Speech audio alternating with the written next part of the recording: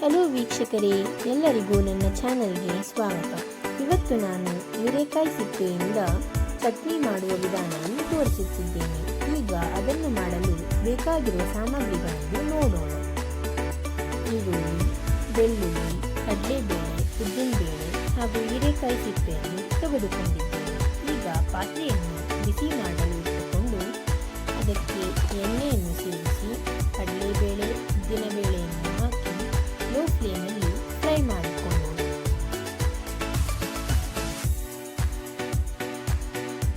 ಇದು ಫ್ರೈ ಆದ ನಂತರ ಈರುಳ್ಳಿ, ಬೆಳ್ಳುಳ್ಳಿ ಹಾಗೂ ಮೆಣಸಿನಕಾಯಿಯನ್ನು ಸೇರಿಸಿ ಫ್ರೈ ಮಾಡಿಕೊಳ್ಳೋಣ.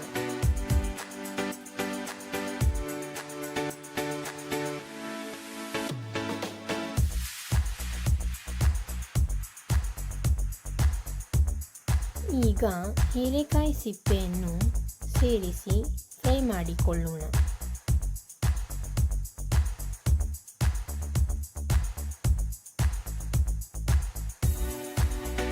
ಈಗ ಸ್ಟವ್ ಅನ್ನು ಆಫ್ ಮಾಡಿ ಅದಕ್ಕೆ ರುಚಿಗೆ ತಕ್ಕಷ್ಟು ಉಪ್ಪನ್ನು ಸೇರಿಸಿ ಸ್ವಲ್ಪ ಬೆಲ್ಲವನ್ನು ಹಾಕಿ ಮಿಕ್ಸ್ ಮಾಡಿಕೊಳ್ಳೋಣ.